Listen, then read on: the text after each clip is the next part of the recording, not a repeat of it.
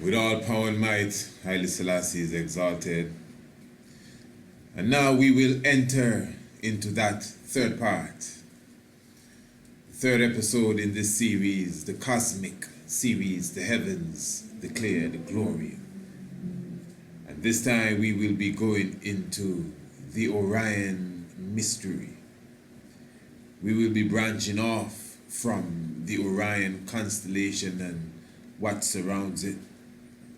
And of course, we must go forward, just like the Sankofa bird, remembering what we just went through in the second part of this video lecture series, from the Virgin to the Lion. So there's great understanding of the cycle of the ecliptic belt. There's great comprehension of the different zodiac signs that many of us have been related to for a long time, depending on what sign we consider that we were born under, according to the horoscope, according to the astro guide.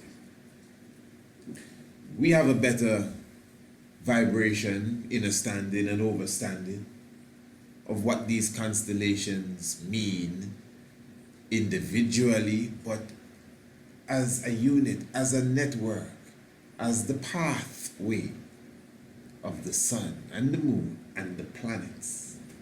And this is one of the key points. It is because the sun has chosen these constellations to pass through. Moon and planets do the same. At least this is how it appears from where we are. That's all it is. That's how it appears. And the fact that the sun is going through these specific ones, unlike the others, there is something sacred about them, and there is a specific storyline within the movements of the sun. And we express that in the second part. And as I said, it only appears so from where we are. For in this geocentric vibration that we are getting, and remember we covered this now in the first part. That is why I said, remember from where we are, it looks as if we are in a geocentric solar system. And there's nothing wrong in seeing it like that, because that is exactly what it is when you look at it on the symbolic and even the metaphysical level. But on the actual level, we are in a heliocentric solar system. Planets are rotating and revolving around the sun. But from where we are, it appears like, it seems as if all things are rotating or revolving, going around us, the earth. It has a lot to do with the atmosphere. From where we are, the sun and the moon appears to be the same size. That's why some people argue that point to death. But yet still you have a perfect eclipse. And I'm telling you, if the sun and the moon was the same size, I mean, when it comes time for an eclipse, you wouldn't get the impression that you get. They would run into each other. They would run into each other. I mean, let's be serious. And even if they were just in front of each other, say the moon was just in front of the sun or whatever the rotation would be. I mean, the power that the sun has, for the moon to be just there, no. This is how it appears. The sun is where it is. We already gave the figures and how far the almost 300,000 miles that the moon is away from the earth is nothing in comparison to the 93 million miles that the sun is away from the sea. And it is because of such distance and because of where we are, the moon's relationship to us as it relates to the distance, and the moon's relationship to the sun distance wise, and our relationship to the sun distance wise, and the size of the sun and the size of the moon, everything is taken into account when you see that perfect wonder known as an eclipse. So from where we are and the atmosphere that we live in, if you do not have a certain level of comprehension of science, it would appear to you as if we're living on some sort of flat plane. Well, it would appear so naturally, but again, with the lack of full comprehension, and of course some would get it but still denied for one reason or the other, you understand that we are on the globe, but yet still in our rotation, and as I said, revolving. What we observe is for a spiritual understanding. And we went into this with a touch of academics in part 1 of this video lecture series, uncut, unedited. As I said, PowerPoint presentation. We are talking about the cosmic series, the heavens declare the glory. And now, the third part, again, the Orion mystery. Now, the Orion Constellation, and of course we are keeping the standard here as we delve into it on the, what you would consider the academic level, as it relates to the Orion Constellation now. Definitely one of the more easier constellations to spot. Considered to be the Lord of the heavens, the Orion Constellation. As I said, you have to look at this from different perspectives. We're dealing with the academics again, very important, because why we have to highlight that is because, for example, Orion itself is a constellation that dwells on the northern celestial hemisphere and as well on the southern celestial hemisphere. Very, very, very interesting constellation where the belt itself, the Orion's belt, which is 3 specific stars, they actually rest on what is known as the celestial equator. So again, as the earth has an equator, the heavens has an equator as well. And it is really the earth's equator somewhat superimposed on the ceiling of the heavens, because of obviously from where we are, it appears as if the stars are just painted maybe like on this dark ceiling, in fact, I once stayed in a dwelling place like that, where the heavens itself, not the heavens, but the roof or the ceiling appeared as if it was the heavens. It was dark, it was actually black, and the little stars twinkling, especially when the light is off and all of that. So that is how the heavens really look. It looks like the ceiling and the stars, as if they're really dots twinkling. That's why people feel that's what they are. There are people that believe that, they're hanging balls and all kind of little things. So, but we know in reality that is not what's taking place. Some of these stars that you are gazing on, some of them appear as if they're just next to another star, and they may be hundreds of light years away from each other. So as I said, the triple stars of the Orion belt stand out tremendously as they are on the celestial equator, the equator of the heavens. And these are the famous stars that are known to align with the building of the pyramids, not just in Kemet, but even in Southern America as well. These same stars, the trinity of stars itself, and within Orion you have that great Orion Nebula. All of these are key points. So you have Al-Nilam, that's one of the stars, Nim or Mintaka, and Al-Niktak. These are 3 stars, or the 3 main stars that make up the belt of the constellation that is known as Orion. And then You have also Betelgeuse. Betelgeuse is said to be the second brightest star in the Orion constellation itself, and it actually resembles somewhat like the left shoulder of Orion. And then of course you have Rigel, that bluish, whitish bluish star, considered the brightest star, and that is really basically the left ankle of the great constellation Sahu.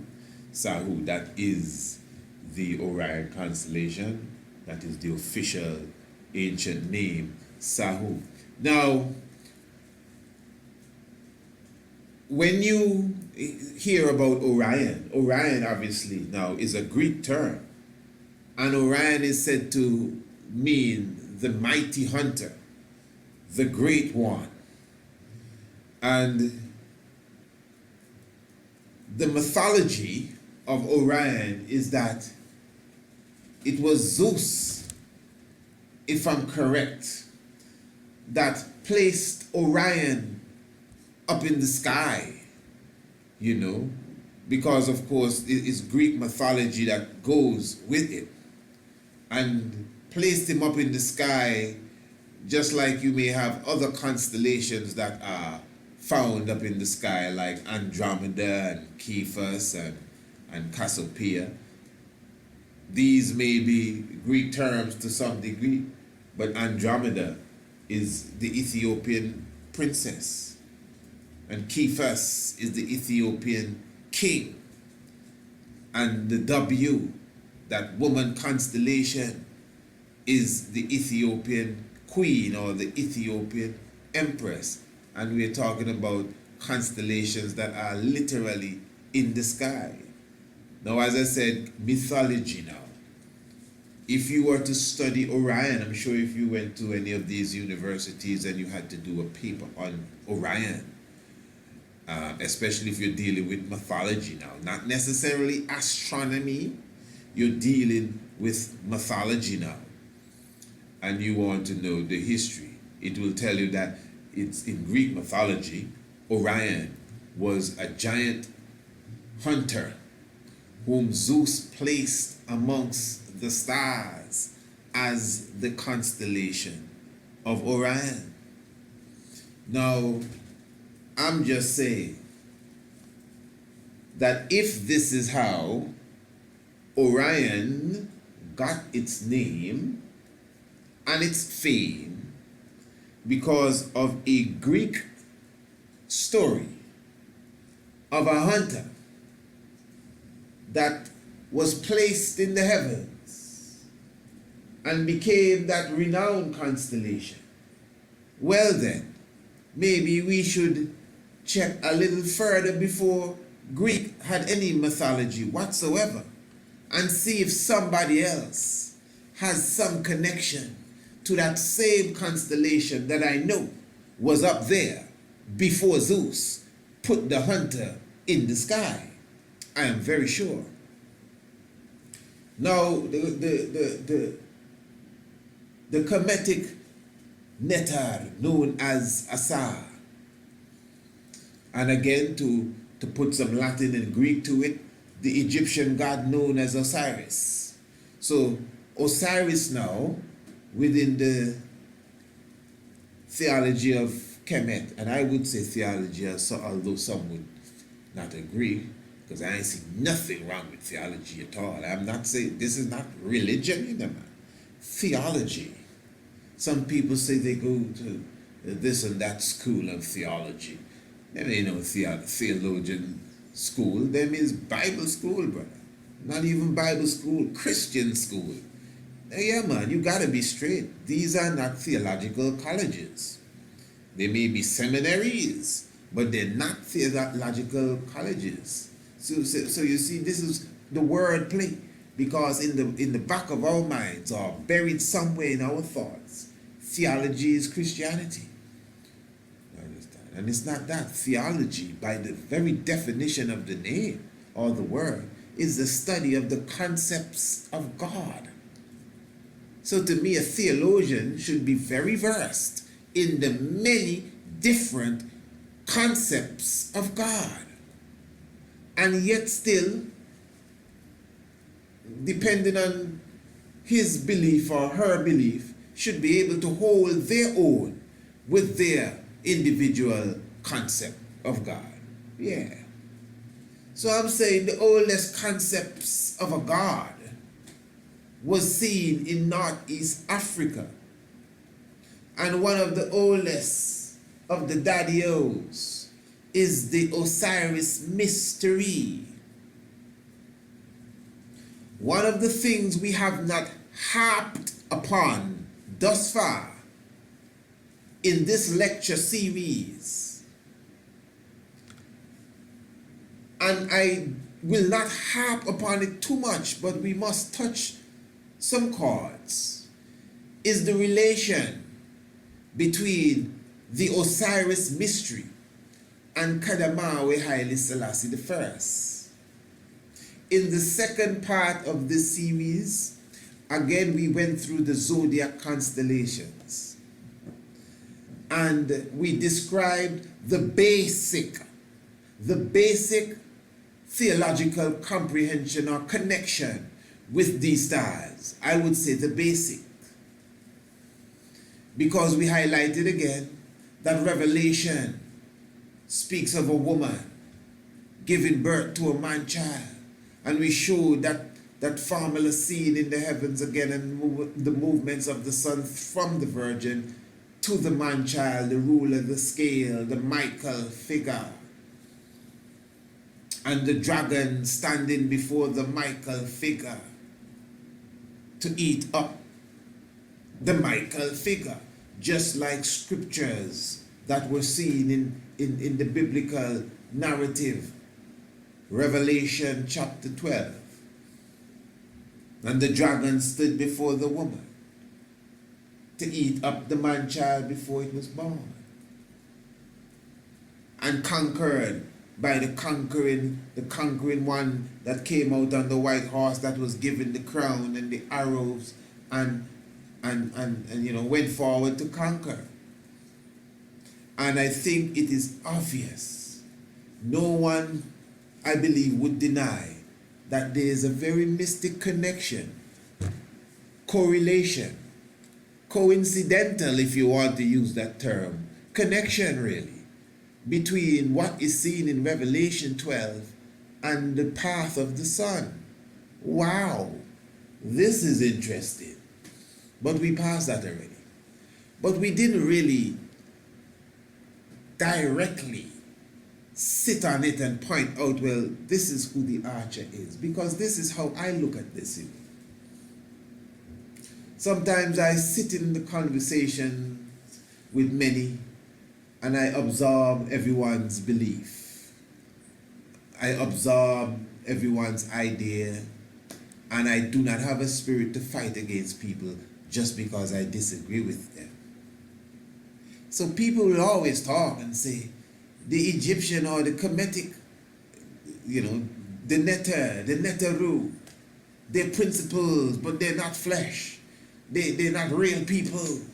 And these little different things, and I understand what they're trying to say, but I don't agree with that. Them is real people. They're real people several times over too. And this is why we can clearly say that Haile Selassie the First has fulfilled the allegory of Asa, of Osiris, of Asaru, of Asor. Asor, you're sure, very sure, Haile Selassie has fulfilled it. Our first official DVD documentary, The Master of Ceremonies, the divinity of Emperor Haile Selassie I. That is one of the main aspects of that documentary, making the connection with Haile Selassie I and the character in the drama of the Kemetic vibration known as Orion, Osiris. That's interesting. Them names sound very close to Orion and Osiris. So this Osiris now eventually became Orion. In the same way that the hunter went up into the sky and became Orion, Osiris, Asa, who was given a banquet where 72 individuals came who proved themselves to be traitors.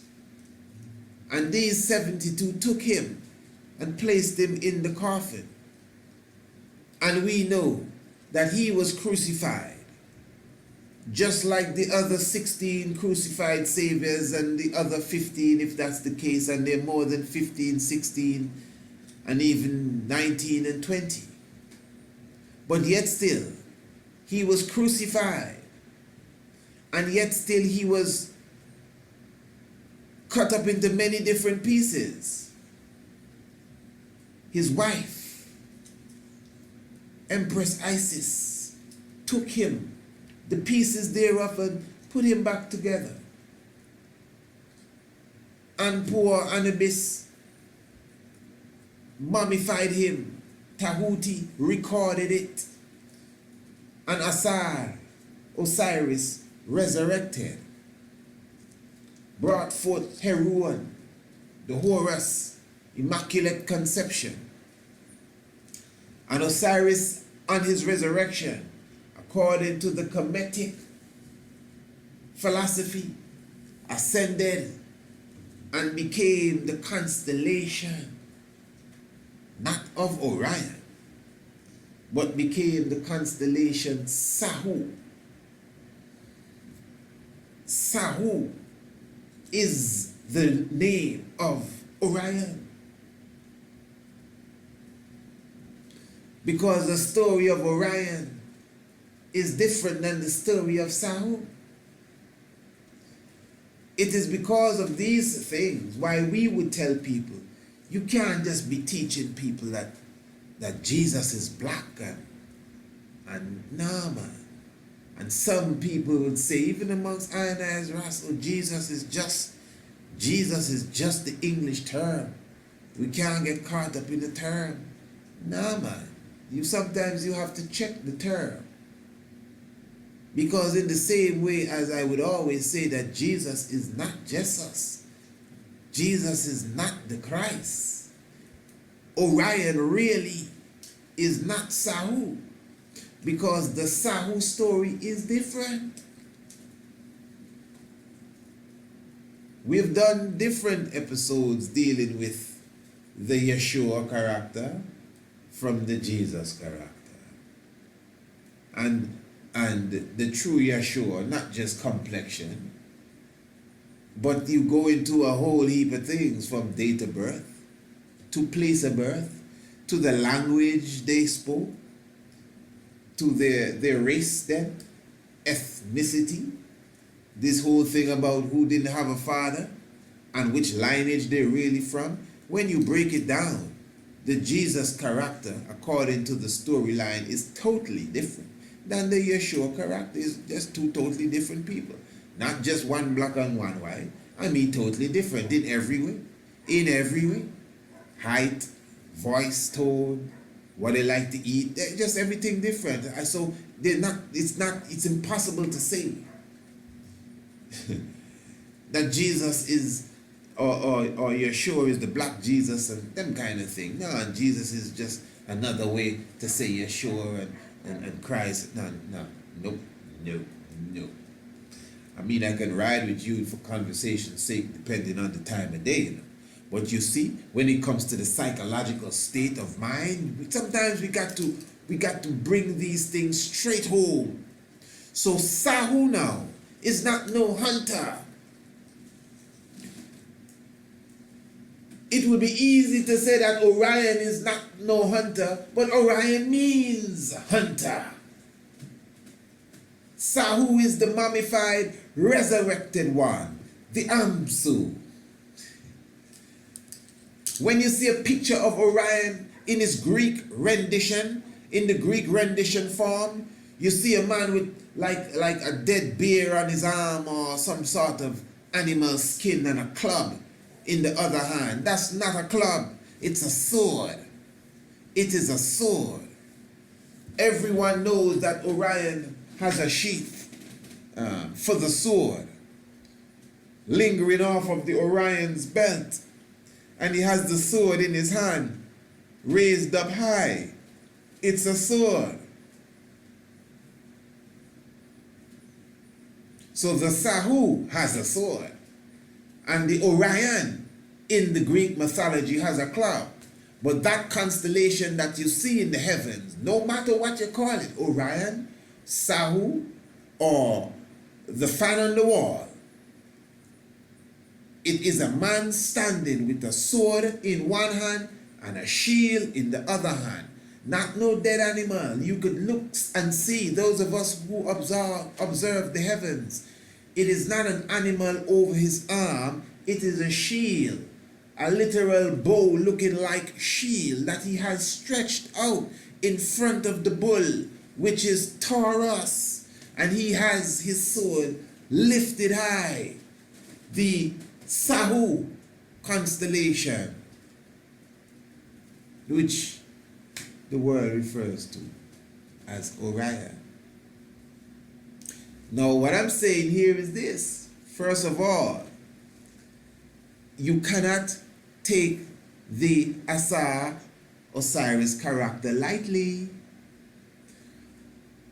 Asar is one of the first God figure in creation. And even if someone was to say, well, I think the Ptah story is a little old or something, and some kind of thing, and try to get too scholastic and all of that, everything coming from the same place, you know, man. All this coming out of the same pot. I ain't got no problem. It's coming out of the same basket. In fact, the first trinity is Ptah, Asar, and Sokar. So we ain't battling about who first. This is the same family here we're talking about. So Asar, this ancient concept of a God figure, again, directly related to Haile Selassie. The archer that stands before the what you call it, the scorpion, ready to drive his arrow in the scorpion, where the sun rests on the 21st day of December in what is known as the winter solstice in the northern hemisphere. That is Haile Selassie.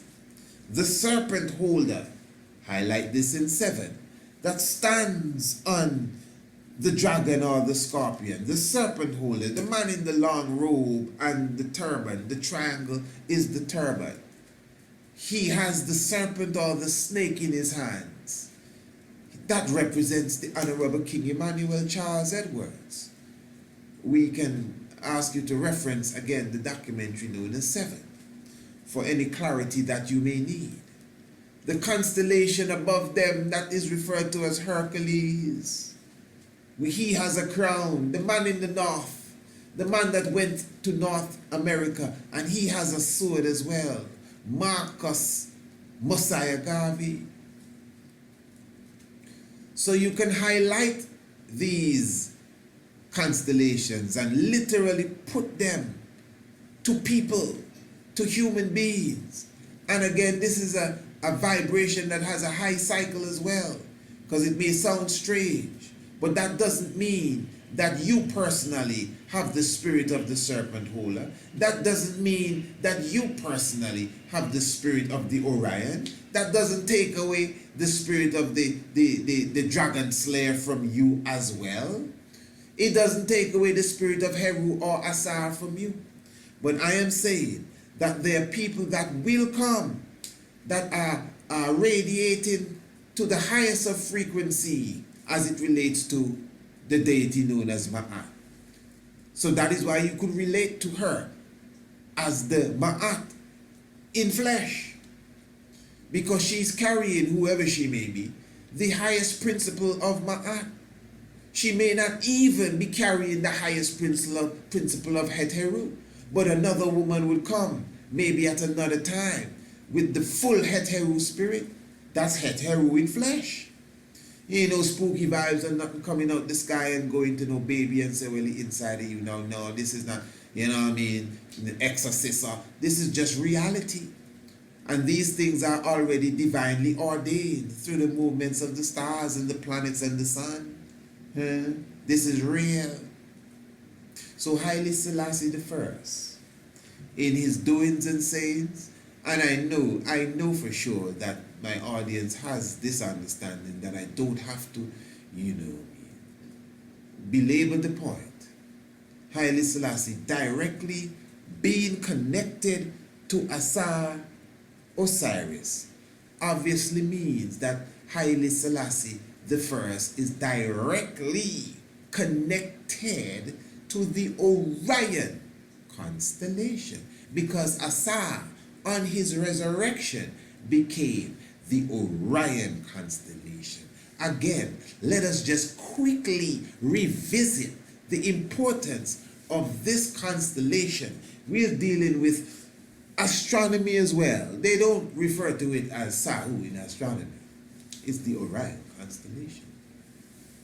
This constellation, unlike none other, is situated perfectly on the celestial equator.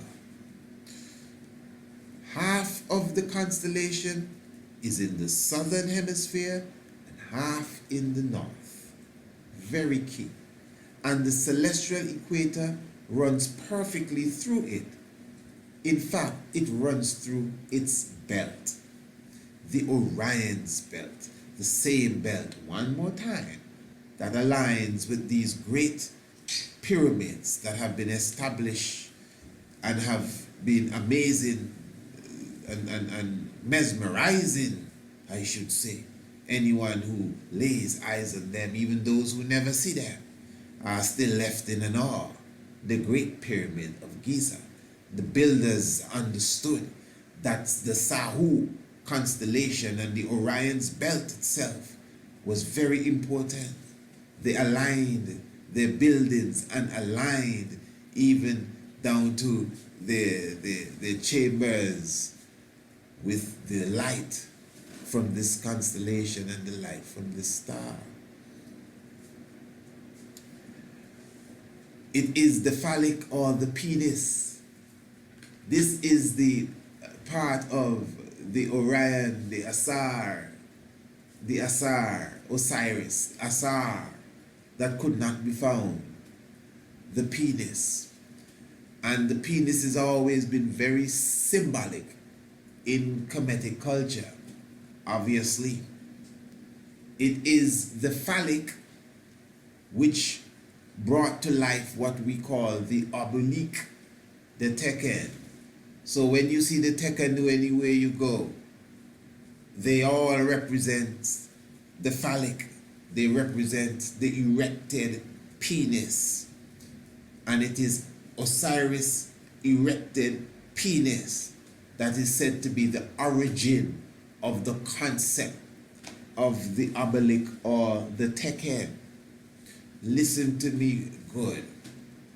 It is very interesting that when Haile Selassie I, after going through the Italian-Ethiopian War, which is very, very important when it comes to understanding that saving nature of Haile Selassie, we relate that to the 5 bleeding wounds that the scripture says that Christ bore from the 5th of May 1936 to the 5th of May 1941. We are speaking of the time that was said to have been, according to the League of Nations, Ethiopia being annexed to Italy, but we understand the true story. We know exactly what was going on. Give thanks for Ras Kassa and Ras Imru and the mighty warriors even, you know, all the warriors that stood up, even those that came and joined the emperor, that were even, if you want to say, opponents of him prior to that war. you can't really overemphasize how important this time frame was when all African countries, all countries in the world went under the colonial grip of Europe, all of them except Ethiopia, glorifying Menelik the killer man who ward off the Italians, man, from even the 1890s in the Battle of Adwa, and give thanks again Haile Selassie the first come and defend Ethiopia said way, as we said, the 5th of May to the 5th of May. And if he did not stand forward, as I said in one presentation that I had with another brother, I cannot see another human being, no disrespect, not even Menelik II, I can't envision someone else sitting in the seat of the Emperor of Ethiopia during the time when Mussolini invaded. That's not no Mussolini invasion, brother. That was all of Europe really invading them. Some of us, we don't understand the scope of what took place. That was all of Europe coming in. And it was the shrewdness of that man, Haile Selassie, that won the war.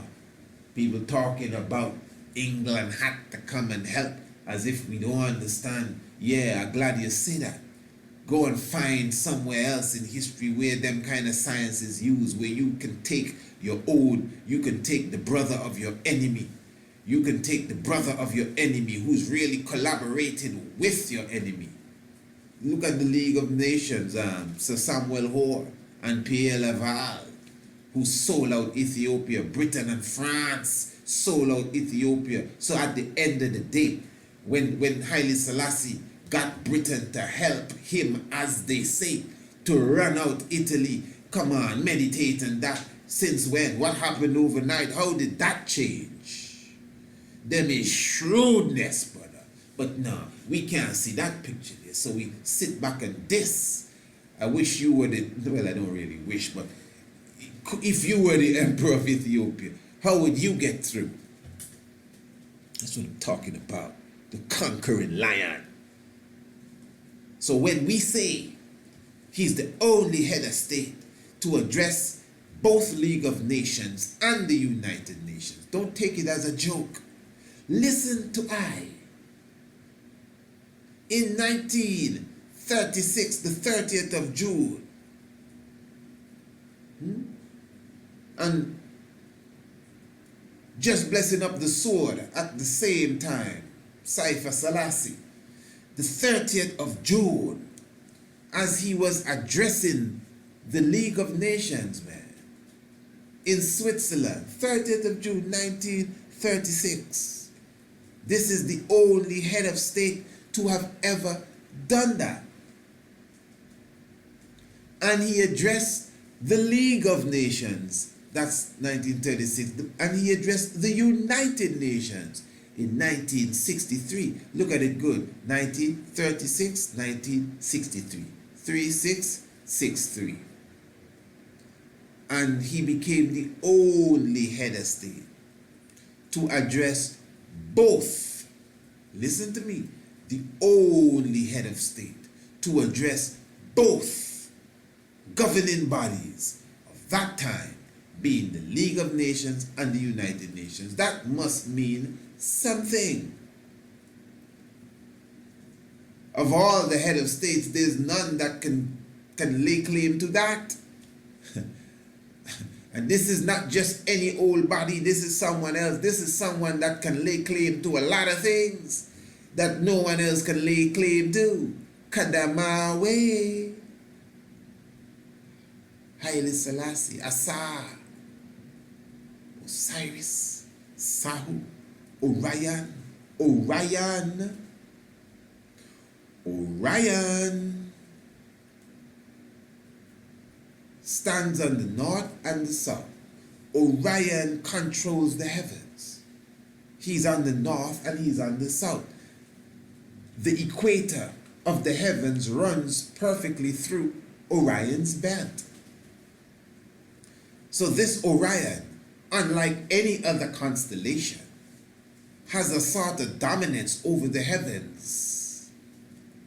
Orion is Sahu, because Orion is not the old rusted, dusty hunter that Zeus threw up there and banished him to the sky.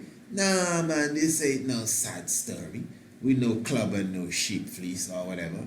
This is the Asaru, the Asa that resurrected out of the Nile and became the Sahu constellation in the heavens. The one with the sword and the shield. Yeah, that's who this is. So he stands, like the scriptures say, 1 foot in water and 1 foot in land. As the river is running through the heavens too. The Milky Way, his sword is dipped in the Milky Way. Orion's sword is dipped in the Milky Way. The Milky Way is the River Nile. This is wonderful stuff, man. So Haile Selassie, who is Osiris, the Asa, when he addressed the League of Nations and then addressed the United Nations, that is symbolic of Orion and the celestial equator passing through him, and half of him on the northern hemisphere and half of him would be on the southern hemisphere. The only head of state, the only head of state to address the League of Nations and the United Nations. That's Orion. The resurrected, not Orion the hunter, the resurrected Asa that became who? Sahu.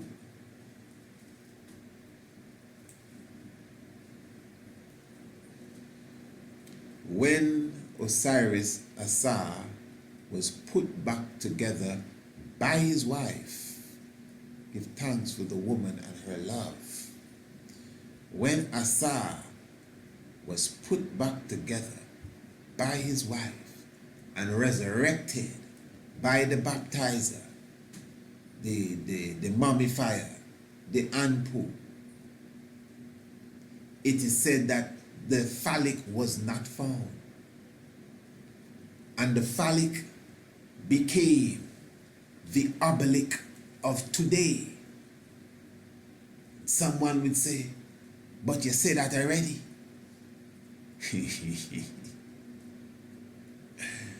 And it is when Asa resurrected to become Sahu that the phallic obelisk Tekken symbol was established.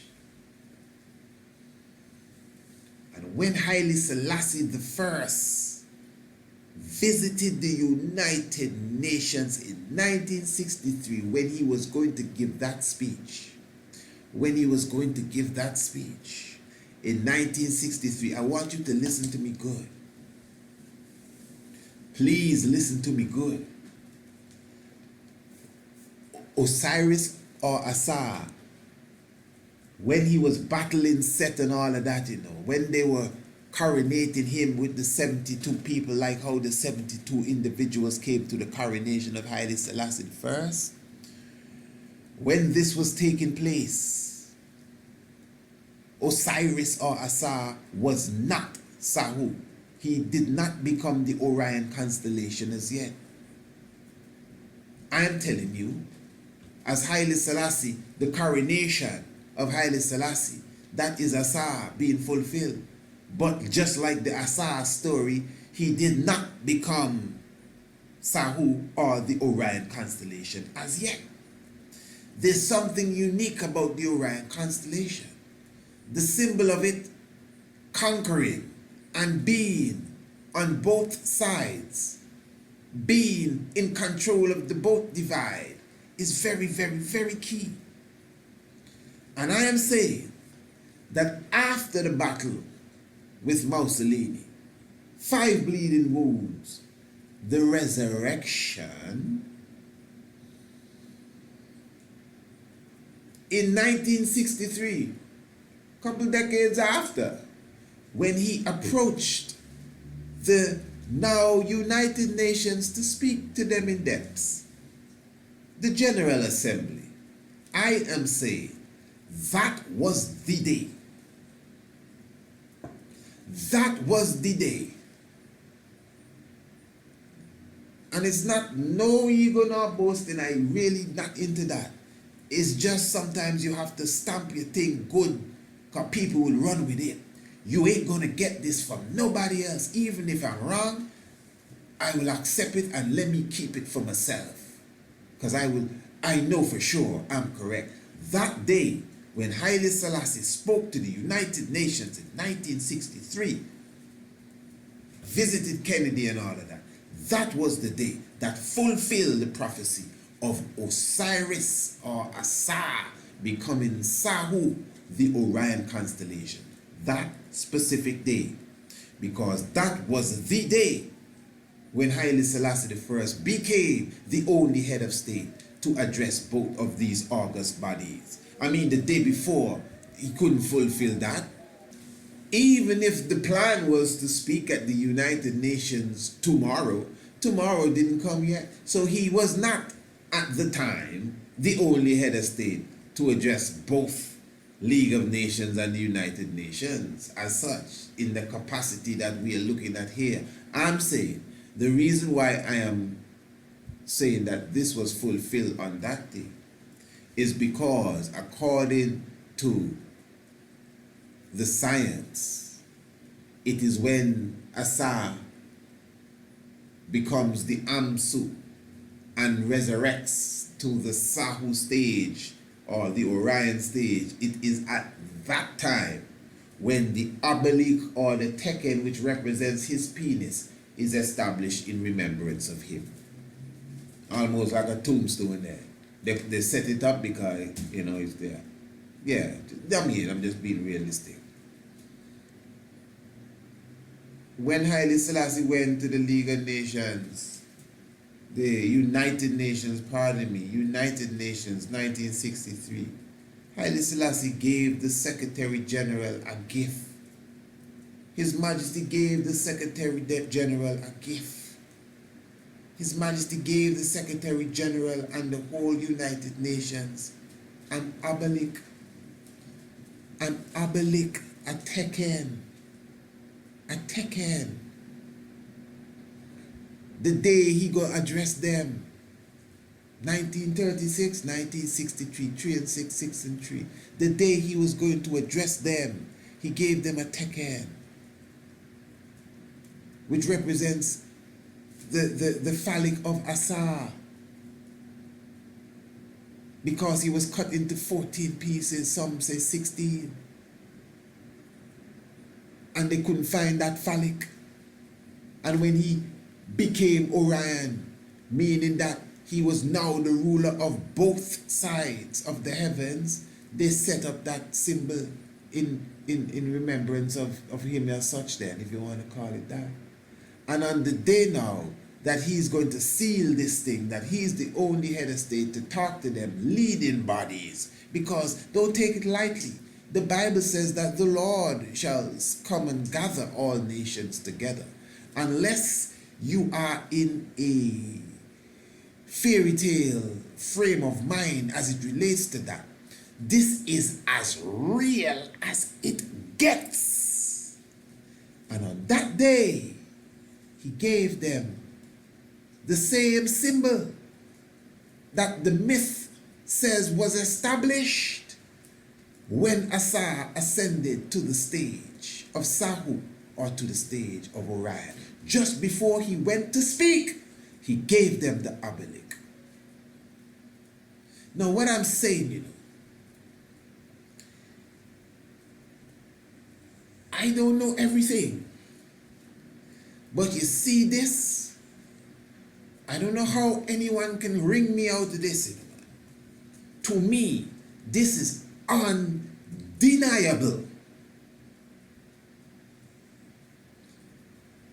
As it relates to the divinity of Kadamawe Haile Selassie I. And don't tell me he don't know what's going on.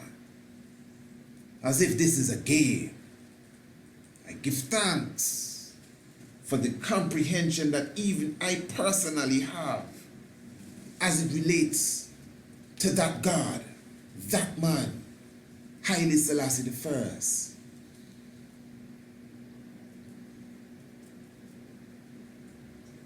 Our esteemed elder brother,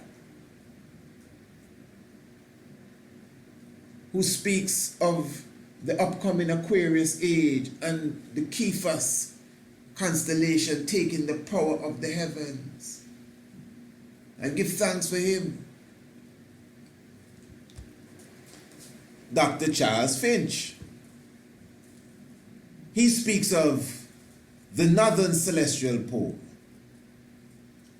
And he's saying that in the next, well, from his start, the next 100 years, I think he says at least 150 years, that we're going to be coming out of a certain age, which is of course the Pisces age into the Aquarius age, and not just these constellations that represents the age, but in the northern hemisphere of the heavens, in that power region of the heavens, the northern celestial pole region where you have Polaris, the star now, he's saying that the constellation of Cephas will be slowly moving in to that central point of power, and that constellation of Cephas, which does represent, according to the mythology, it does represent the Ethiopian king. He's saying that the Ethiopian king, now this is a new age for the black man.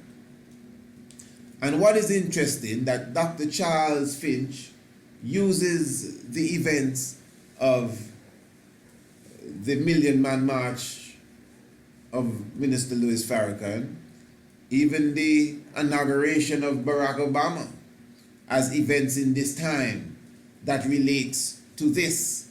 He also, in respect, highlights the coronation of Haile Selassie I in 1913.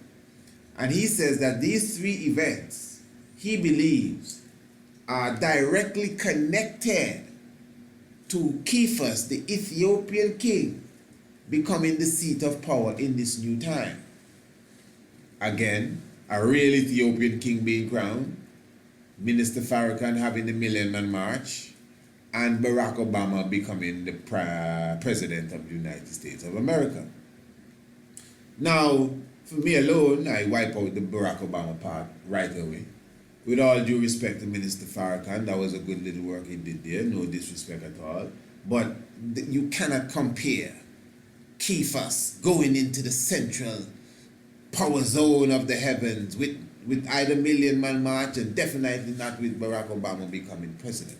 But again, Haile Selassie, them other two things ain't it, man. It's the coronation of Haile Selassie, just as Charles Finch. This is not my discovery, you know. This is Dr. Charles Finch. I've done programs on this where I actually play the, if you want to use the term, audio play, you know, of Dr. Charles Finch, and you hear him describing for himself the whole science of Cephas going into the northern celestial power point, and that directly related to the coronation of Haile Selassie I.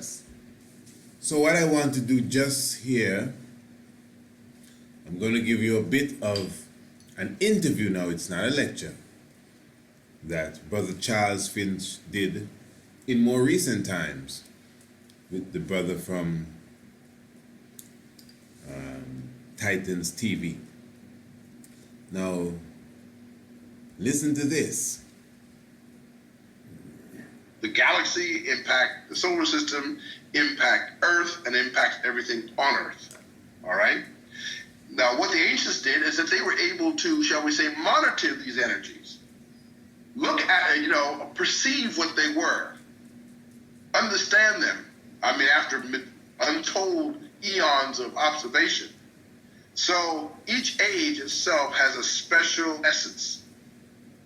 And they knew that. They had developed that. This is the reason why and let me say one other thing. When one age transitions to another age, there's a period where everything that had come before begins to break down. As I was saying to somebody, I forget who I was saying this to, it's that famous phrase by William Butler Yeats. Things fall apart. The center cannot hold. And this is what happens to the world. As the old order has to make way for the new order. And this is cosmically determined. This is not anything human beings control. Human beings like to think they control everything. They don't control hardly anything, really. All right? Now, there's actually 2 great years. There's one determined by the 12 signs of the what we call the zodiac, and there's 7 constellations around the North Pole. Okay? Now, so that means it's determined by the exact same thing. It's 26,000 years. It's 26,000 years around the equator, and it's 26,000 years around the North Pole, because it's the same phenomenon that creates it, okay? It's the same tilt of the axis that revolves around the vertical axis. And whether you are measuring it by watching what arises at the equinox, or whether you're measuring it by what constellation is coming to the North Pole, or the magnetic North Pole, it's the same phenomenon. This is where it gets interesting, because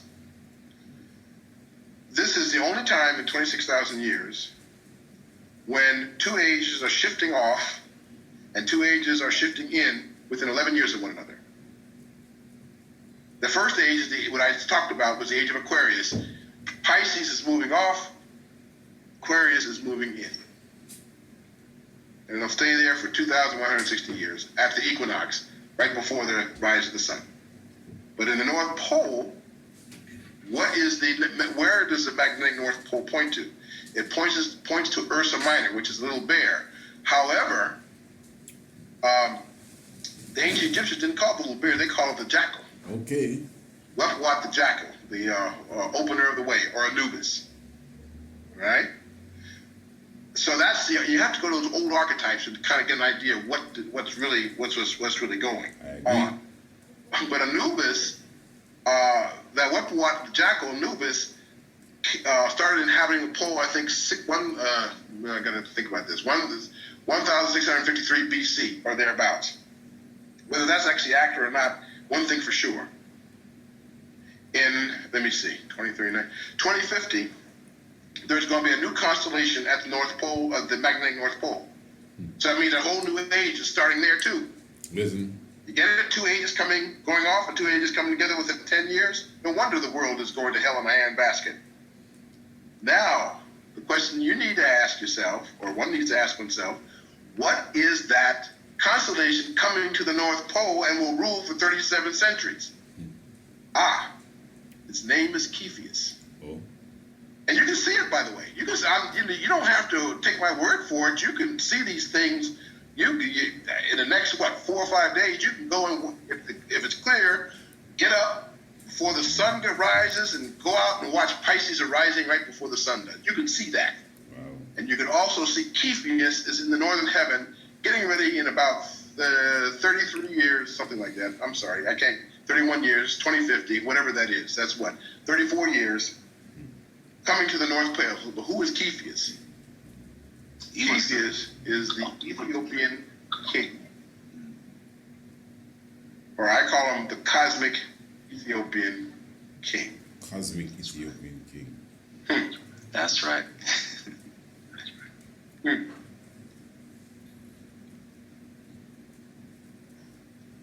There are 3 signs of his coming. Listen to this now. You got some Rastafari in your audience. Come on, because they're gonna like this. Yeah, we do. The first sign of his coming was the coronation of Haile Selassie in 1933. The second sign of his coming was the so-called Million Man March in 1995. The third sign of his coming was none other than the election of Barack Hussein Obama in 2008. There are always signs. Always there are signs.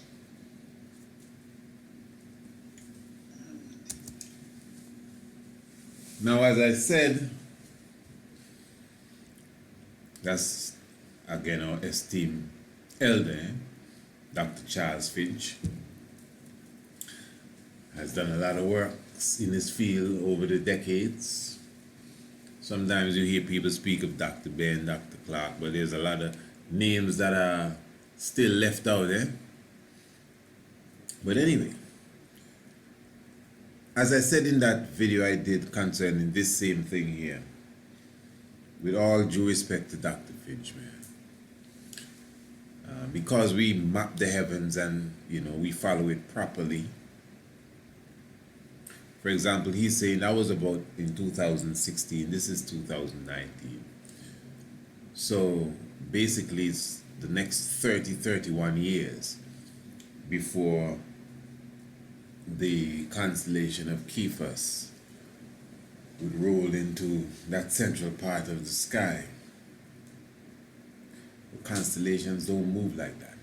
Anything that's happening now, the next 30 years is not no vast difference, because the timeline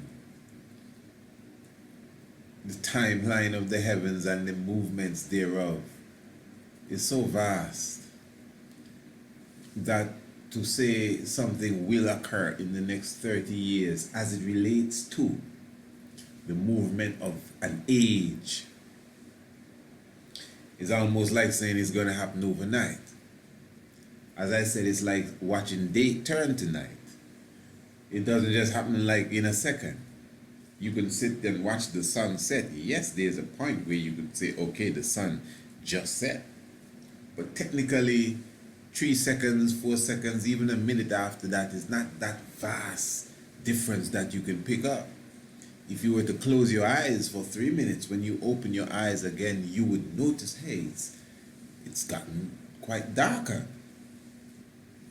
But just sitting there watching the atmosphere, you don't really notice it getting dark like that. Every now and again you would say, well, you know, it's getting dark. But the process is so slow. And that's just day turning to night. I'm telling you, the movements of the heavens. Now what he's saying is correct, but as far as even from this visual point of view, the good brother who's a researcher may be, you know, quoting from some manuscript from even the Dogons or something, so don't get me wrong. All respect to his information, from my level of understanding and the movements of even that same constellation Cephas, it will be within the power of the central northern celestial region very soon too. Something a little more than 30 years though. But the point was made. He said the coronation of Haile Selassie in 1930, and as I said prior to this, to me that is it. So the Cephas constellation, the cosmic Ethiopian king, even our esteemed elder is telling us, is directly connected to the coronation of Kadamawi Haile Selassie I. This is why we are saying that it is the heavens that is the original book. It is the heavens that declares the glory of the Most High. It is the heavens. If you are heavenly literate, you're really good to go, especially when it comes to understanding the mysteries that is related directly to theology and the study of God. So give thanks again. The third part of the cosmic series. And of course, next is the fourth part of the cosmic series. The heavens declare the glory. And in the fourth part, we will be going into the black hole. Give thanks. Holy Manuel Selassie, Jah Rastafari. Blessed. Alafia to each and every one. Salamta and blessed love. Honorable Priest Isaac here.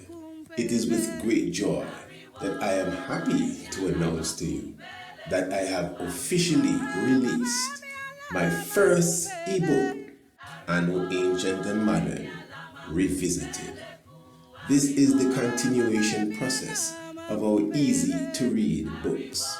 Within the pages of Anno Ancient and Modern Revisited, we take the time to show you the spiritual connection with the island of Antigua and Heliopolis in Kemet in Egypt, with the island of Antigua and the legendary continent of Atlantis. We also highlight Green Castle Hill, also known as Mount Anu, which is known as the Stonehenge of the Caribbean, with the countless of megaliths that align with the movements of the heavens. This is a must-read for all those who are students of the esoteric realms, astronomy, geology, and ancient sites. Of course, to get a copy of your book, all you have to do is to contact us at area code 1268-728-3162. Call, text, or even WhatsApp. Or you can email us at priestisaac27@gmail.com to get a copy of your ebook, Anno Ancient and Modern. It is an easy to read book, may appear light, but it is extremely heavy. Blessed Lord.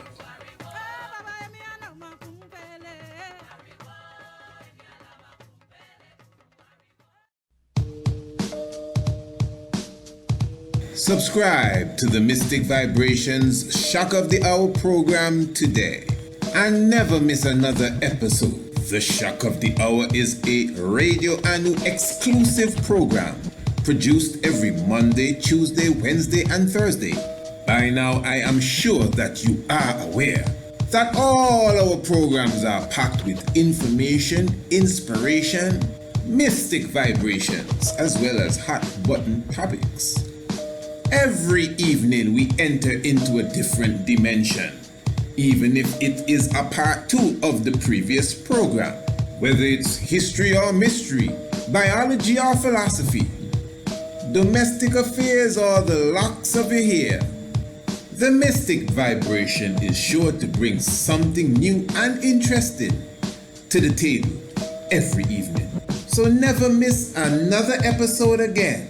Subscribe to the Shock of the Hour now. And don't forget your key Swahili word of the day and your daily scientific fact. So, to subscribe, give us an email, priestisaac27@gmail.com, or call or WhatsApp us today. Area code 1268-728-3162. The Shock of the Hour. Never miss another program. And a special note to all our new subscribers. All our new subscribers will receive a special copy of the DVD documentary, full length, The Night of the Black Tiger, The Divinity of Marcus Messiah God.